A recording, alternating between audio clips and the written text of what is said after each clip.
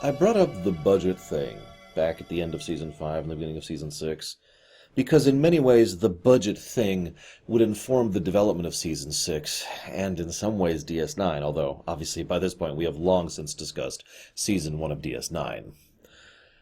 You might be thinking, well, Laura, your whole point was that they were doing fine. Star Trek was on a high and the budget was high. Yeah, for Star Trek, not for TNG. There's an old saying, and by saying I mean absolute fact, which is disgusting. I forget the actual term for it. Let's say you're in a department, and you are doing something, and let's just say like transportation, just to make one up completely at random. And in your transportation budget, you are under budget at the end of the year. Good job. Congratulations. Your budget for the next year has now been cut. Yeah. That old problem. In short, their budget was in... So now, obviously that goes that direction, but it goes the other way too. If you tend to push over, if you tend to overextend yourself, the leash gets pulled back harder. Basically, they treated most of the early Season 6, the stuff we've already covered, as if they just had the money. And by about the time this episode was being put together, they were like, cut it off. And they're like, oh, I thought we had money. Not anymore. You need to cut it back. Yanking the leash back, like I said. Now you might be thinking, hang on, this is an expensive episode. And you're right. 2 major guest stars with several minor guest stars. The whole set with the caves. Granted, they got to save some money by reusing some things, but they were going to have another guest star, which would have to get mainline billing. Basically, they'd have to pay Armin Shimmerman full credit. Let's just go ahead and get the name out there. And let's see what else. Oh, yeah, they had the special effects of several areas that they were going to have to do. Basically, this is going to be a pricey episode. And they're like, okay, what the hell do we do? Because we can't eject this episode. This is the DS9 episode. This is the official handoff between TNG and DS9. Now, a funny thing, in real-life chronology, what happened is DS9, that is to say, Emissary came out after Chain of Command Part 2, next week's episode.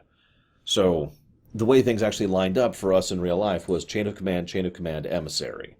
And then there was kind of a handoff, a back-and-forth thing for the next about year and a half, 2 years, something like that. Until DS9 was the only thing until Voyager was now going, and you get the idea. Because there's that brief period where DS9 was the only thing, but that was only like 15 episodes or something like that. I've already covered that on the DS9 stuff, so forgive me for not remembering the number. Anyways, point being that they wanted to have this be the lead-in to DS9 for those who were still watching TNG. Here's the catch, though. That wasn't the intent. The intent was for this to be the follow-through on DS9. Emissary was supposed to be the handoff.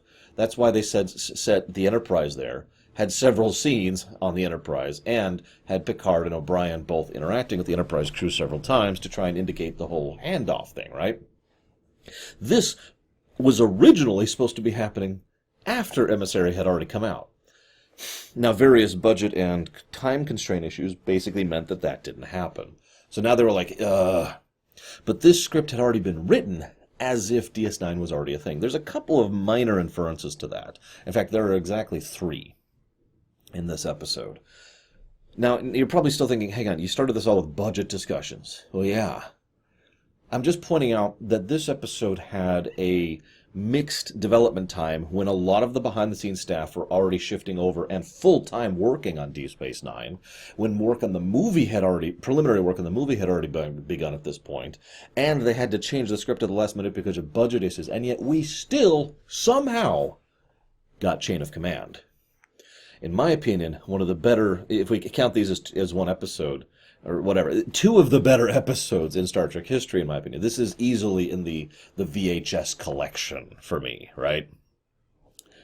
Now, the way they decided to get around the budget issue was they decided to split it into a 2-parter. I've tried to explain before why 2-parters are cheaper, but in summary, if you've already built the sets and you've already hired the actors, it's cheaper to keep them on for a second episode than to do another completely separate episode with its own completely new budget and new sets and new actors. That's the simplest way to put it. But there's a lot of other ways and a lot of other little niggling details about why 2-parters, at least back in the day, were cheaper to do than a single-parter. So this was a two-parter done purely for financial reasons. And yet it works brilliantly, but I'll talk more about why next time, because really, you kind of see all of the original episode in this one. Okay, so the original pitch had nothing to do with the Cardassians, really.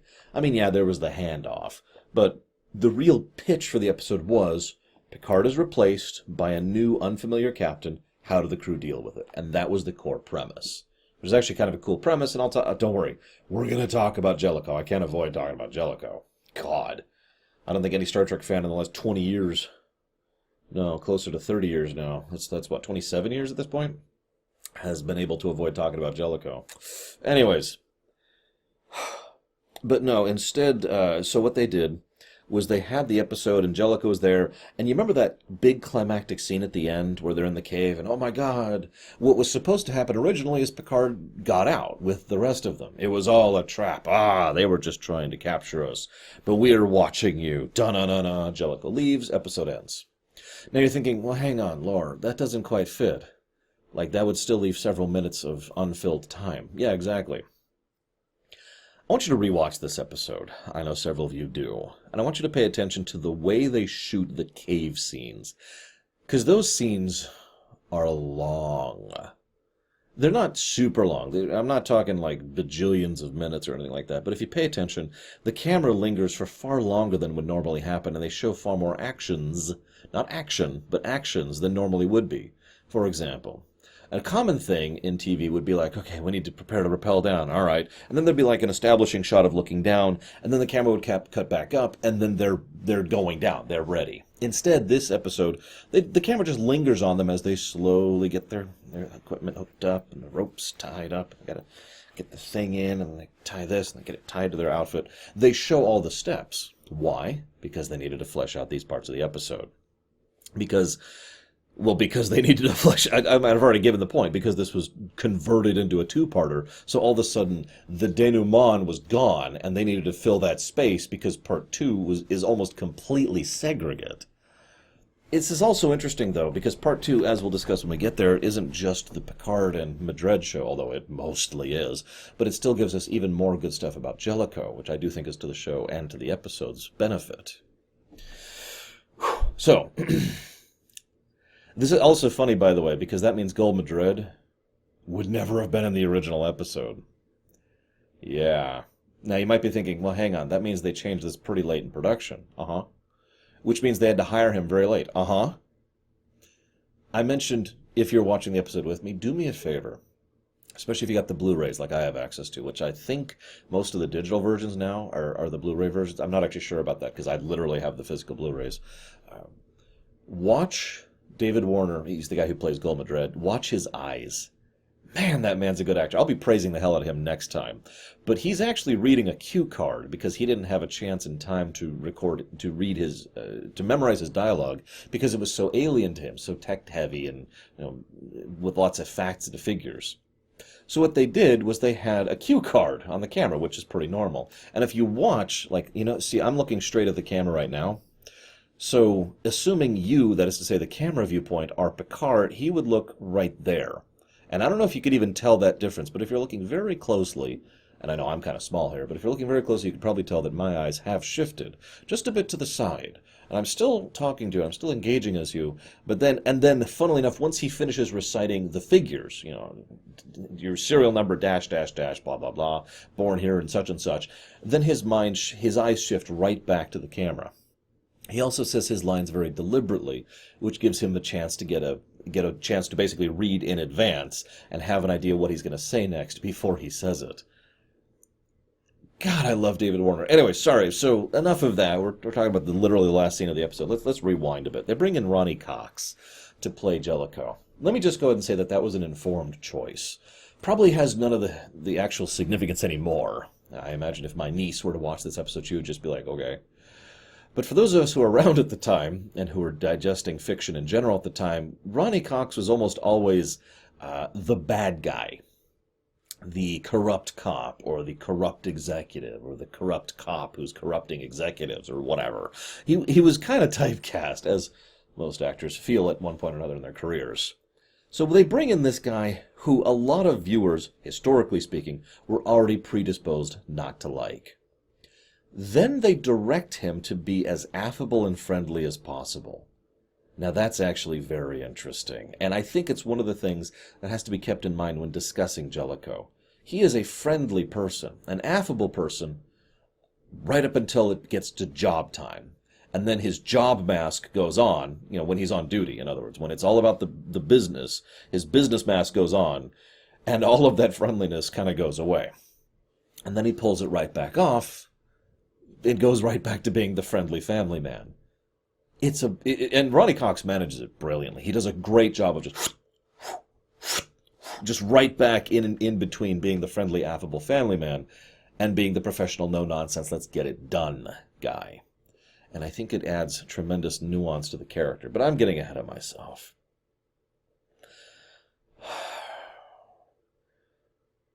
I'm basically, in order to properly discuss this episode, I have to do it in pieces. I can't do it linearly like my normal format. So let's kind of leave the Jellicoe stuff at the side with one exception. So, Jellicoe's big shtick is that he's competent, right?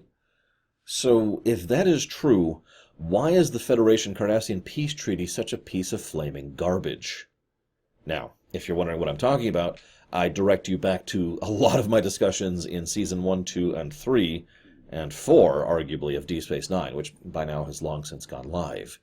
There's many different times, mostly related to the Maquis, when it showcased just how terrible and awful this treaty is. Usually the episodes where Nechayev is involved, actually. Oh yeah, they say it Nachayev in this episode, and later on they say Nechayev. I'm not sure which is actually supposed to be accurate. I'm going to keep saying Nechayev. Anyways, so, if he's so competent, and this is the big treaty that he set in place, why is it so terrible? Now, we know why, don't we? It's because he managed to muscle arm a good treaty into place, and then Federation diplomats managed to ruin it. I wouldn't even be surprised if that's the canon explanation. Anywho, why the assignment for the Black Ops team? We've got Picard, a man in his 60s, Crusher, who at this point is actually in her late 40s or 50s, something like that. I forget, but she's getting on in the years as well, although she doesn't look it because Gates McFadden is awesome, but anyways. What? And then we've got Worf. Okay, Worf makes sense. I'm with you. Why the other two? The stated reason is because she is critical, because she needs to identify and get rid of the stuff, which I'm pretty sure someone with a tricorder and a phaser could do, but okay. And Picard is critical because his crew has had experience with theta radiation, or whatever. Theta tech back when he was in command of the Stargazer. Okay. So where's the other crew members of the Stargazer who are younger and more capable of doing a Black Ops operation? I hate to hammer this point in, but it is easily the worst part of both episodes. The logic, or lack thereof, in sending Picard, Crusher, and Worf as the Black Ops team is nonsensical. Now, damn it.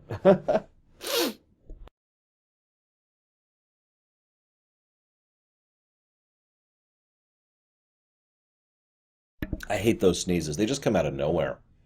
I'm sitting here talking, all of a sudden my nose is like, attention, attention, it is sneeze o'clock. It's like, what, no, wait, I'm talking, give me a minute. Why send those two? The excuse is pathetic, and what's funny is later on Data even mentions, as they start to piece together this was a trap for Picard, Data even mentions, he's the only captain with that experience. Okay, why did they need a captain with that experience? You can't tell me they don't have anyone else. I mean, yes, I know Section 31 wasn't invented yet, but this is still a Black Ops.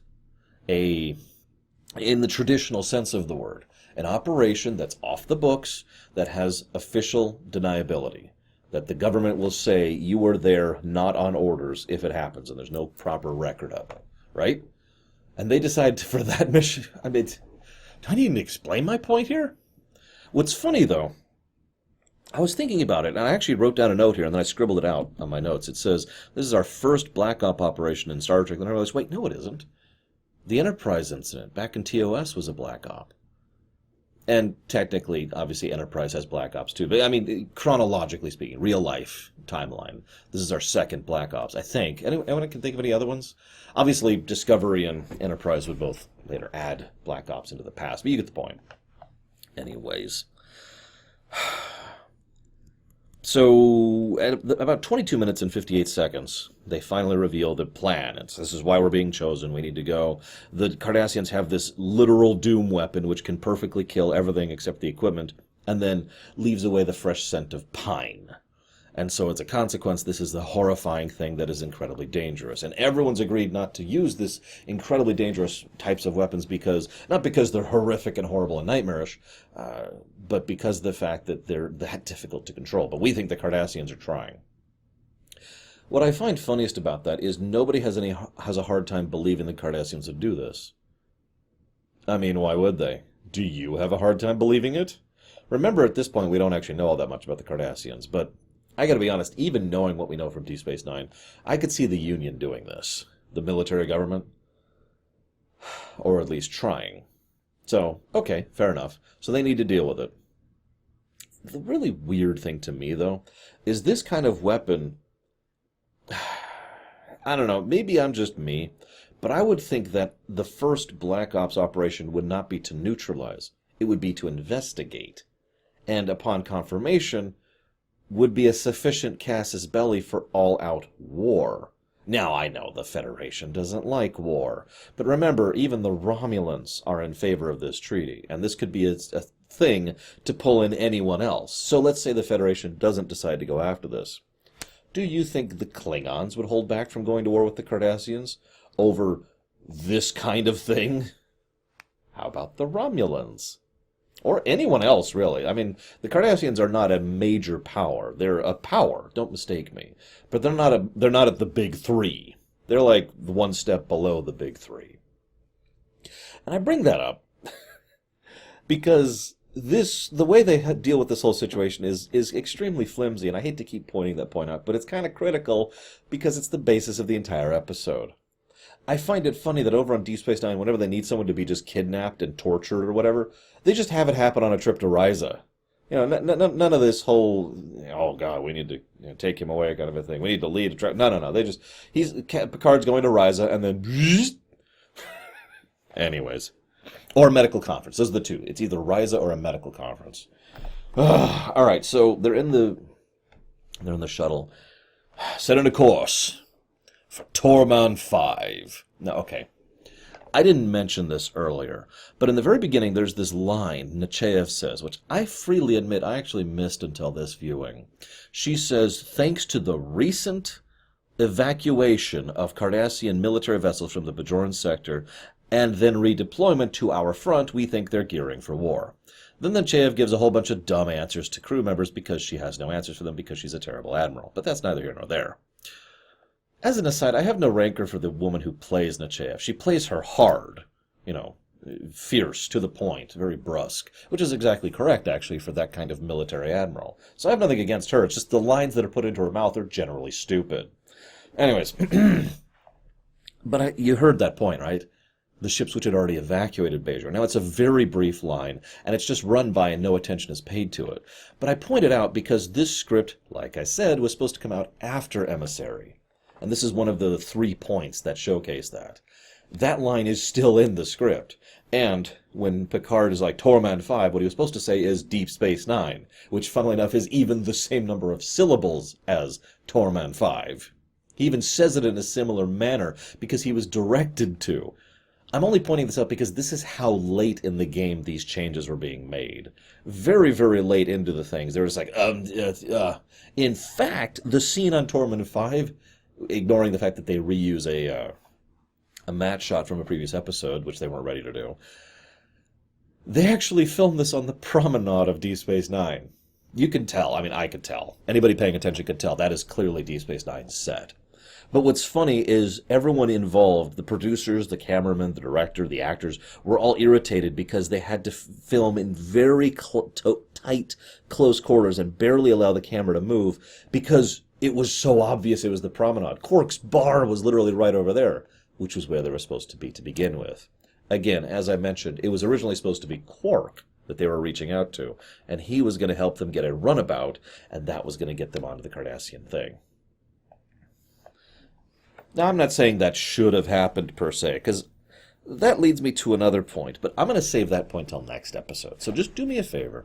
Keep that in the back of your mind for next week, okay? So then we have the padding scenes. I've already talked about that. They spend way too much time in the cave. And then it's like, oh my god, it's a trap. And, the end, right? I haven't talked about Jellicoe yet.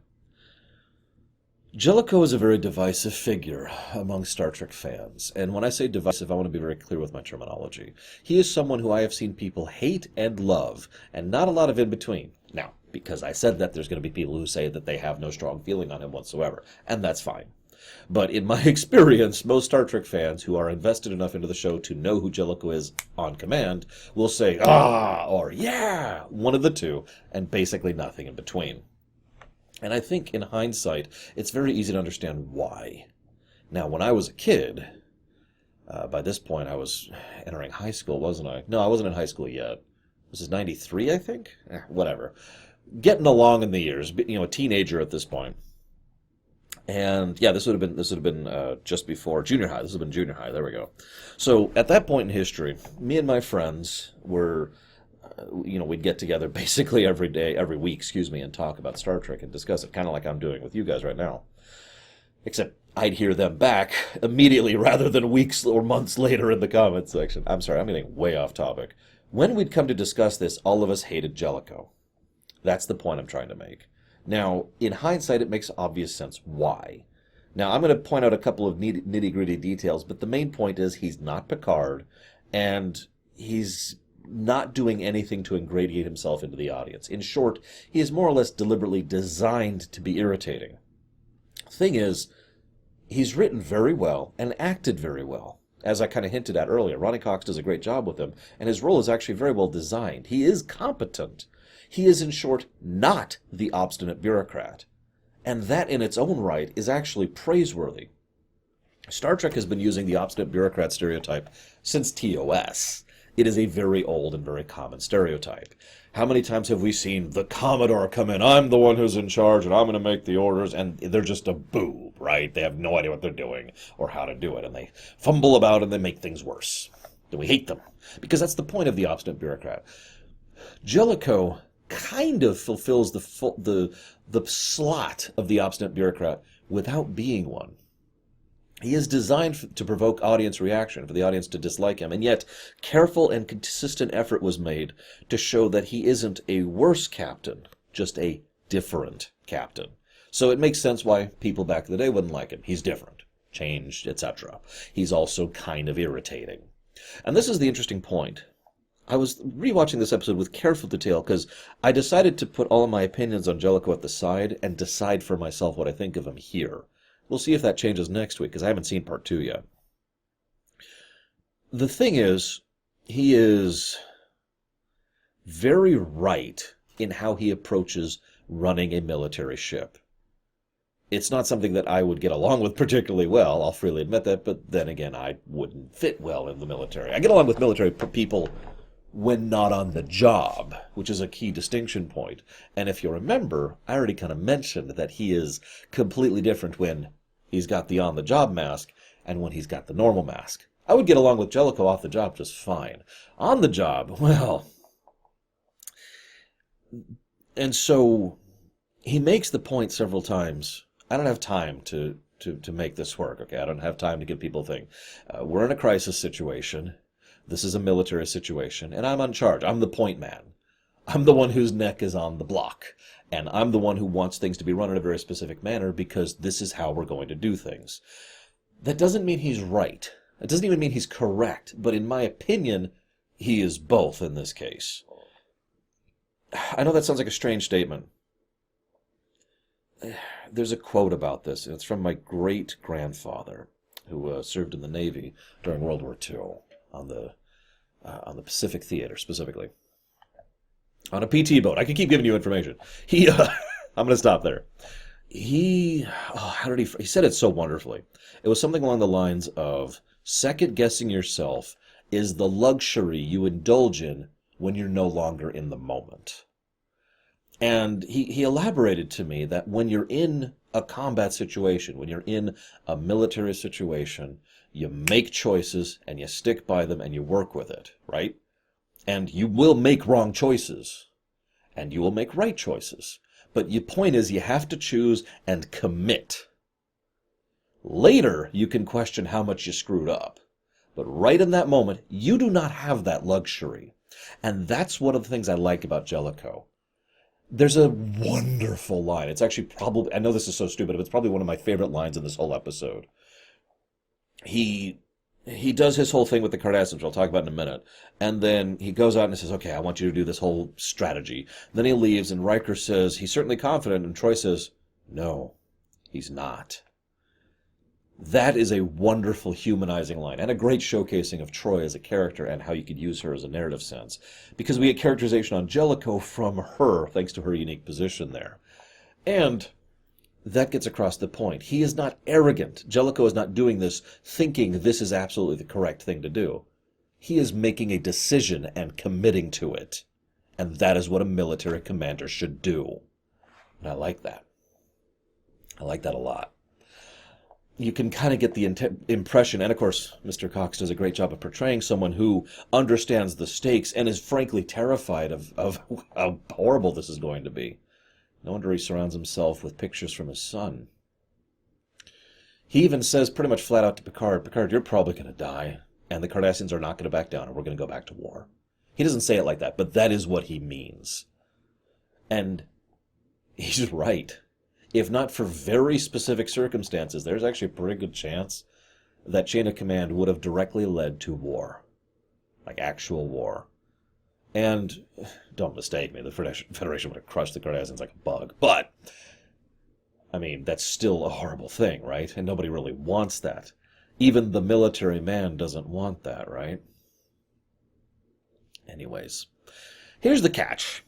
Now that I've said all of that in defense of Jellicoe, he nests a little bit too much. Now, I nest. I nest a lot. I have my own very particular way of doing things. I like having my desktop laid out in a certain way. I like having my desk laid out in a certain way with my personalized keyboard and my personalized mouse. And I like having these tools here and these tools here, and everything's exactly where I know where it is. I like being able to customize in a video game. Rebinding key bindings to something that makes sense for me, or being able to, adjust how the UI works or stuff like that. I am very much a customizer. I nest a lot, and I freely admit that. This then, of course, leads to the reason I personally feel a sufficiently large number of people are irritated by Jellicoe, because he nests a lot. He comes in and brusquely demands that things change to what he prefers. Now, in some cases, there's good justification for that, like the 4-shift thing, or the fact that he wanted, in fact, I wrote this down. So he wanted to readjust the stations. He wanted to readjust the power so it would focus more on combat. He wanted to change the power transfer rates. That's actually really important. He wanted to address the coil efficiency, which means shutting down several of the research labs and facilities. And all of that is completely understandable and acceptable. He also wants the fish gone from the ready room. Oh, and Troy needs to change her outfit. And, God, I actually don't remember all. I didn't write down all of those. I should have. He basically does several things to customize things to his preference. Captain on the bridge. That's actually a really minor point. But he's big on someone saying Captain on the bridge whenever he comes on.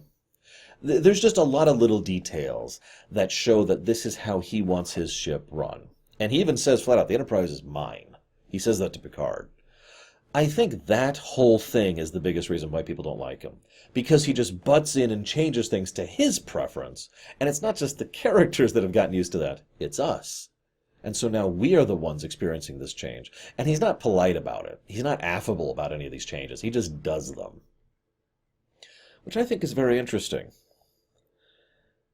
I'm very curious to talk more about Jellicoe next episode, but before we go forward, I want to give special praise to some of the things he does. So first of all, as I mentioned, the adjustment of the Enterprise to military focus actually makes a lot of sense to me. I know that sounds strange because a Galaxy-class ship is always ready to fight, but he doesn't want the Enterprise ready to fight. He wants the Enterprise ready to win. Think for a moment. We've talked about this over on Deep Set Down already. Think about how much raw power a Galaxy-class ship pumps out to keep all those systems and all those displays and all those mechanics and all of those entire departments functioning all the time. The holodecks and the stellar cartography and the exobiogenetic whatevers. I mean, all of them, right? Now, what Jellicoe wants is for all of that to be redistributed towards military affairs. He wants that on the efficiency. He wants that on the transfer. He wants that on the shields. He wants that on the sensors, and he wants it on the weapons. And all of that makes perfect sense to me. He is effectively walking into a war zone, and he knows it. So, I'm with him on all of that. I'm not sure about the force shift thing. That one is probably the only gray one here, and I erroneously mentioned that in the good decisions he made earlier, and I didn't mean to do that. I'm not sure what I think of the force shift thing, especially since he expects it to happen now, with no transition period. For a temporary thing, okay. I mean, I can understand, there's actually a term for that. For the duration of the crisis, I can understand extreme shifts in order to shift to that. The problem is, that's going to do significant damage to people's efficiency and ability to do their jobs, because all of a sudden their entire sleep schedule has just been yanked one direction or another and changed in both duration and position. So, here's the thing. On the one hand, I'm pretty against that. That's probably a call I would not make as a boss. But on the other hand, he makes that call now. And in fact, this is an interesting point. He insists, I don't want to talk about this, Riker. I want it done. Now, that is Jellicoe's command style. He is not working with his people. He is commanding his people. Whether that's correct or incorrect is up to you to decide. That's more of an opinion. And if I might be so bold, I think it depends on the circumstances, which is correct too. But ignoring that, the point is, he has decided that this is correct, and there are advantages to a 4-shift schedule when you're in a crisis situation. Under those circumstances, it would make sense that he doesn't want to debate it. He doesn't want to deliberate. He wants it done. Why? Because the sooner it's done, the more chances they'll have to get used to it and be on the new sleep schedule. And then when the actual crisis hits, they will no longer have the sleep deprivation problems as badly as they do right now when they're shifting over. Rip the Band-Aid off. So, then he starts negotiating with the Cardassians. Now this is textbook, but it's very well done. First, he makes them wait almost an hour. Or maybe it's over an hour, but it's about an hour. Then, when they actually get to talking, he just blows up, rushes out. And then he's like, all right, here's what I want you guys to do. Okay, we're going to go ahead. Actually, no, I'm sorry. Let me rewind for a second. First, he attacks the Cardassians' position twice. I forgot about this point. First, he brings in 2 people, which was not part of the arrangement. So he's already not only making him wait on him, but he's violating the terms of their agreement. And when called on it, he does the classic passive-aggressive insult, "Oh, I'm sorry if their presence alarms you." To which the Cardassian has to immediately defend himself. "They're not alarming me. What are you talking about? I'm not alarmed by this." Then the other guy starts talking about ships, and I'm here to discuss this. And the guy's like, okay, we're not here to discuss little minutia. We're here to discuss real issues. Once again, belittling his position. Then he blows up at him and leaves. And then he lays out his strategy to Troy and Riker. Credit to Troy and Riker, they pick up pretty quickly how this is going and play along perfectly. In fact, Troy does a good job several times of being the good cop to Jellicoe's bad cop. And he lays it out perfectly. You need to go back in there. You need to try and calm him down. Just say that I'm a loose cannon, and you've convinced me to go ahead and come back to the negotiation table. Go ahead and he's going to probably insist on bringing his aides over now. Show that I'm probably going to disagree with that, but you'll go ahead and convince me to allow that. In short, what he has done here is engineered an entire set of circumstances so that the Cardassian is on the back foot constantly, verbally as well as mentally and emotionally. So he has to defend himself. Okay, and then he is seen as giving a concession when in fact all he is doing is allowing the other side to have something that doesn't matter.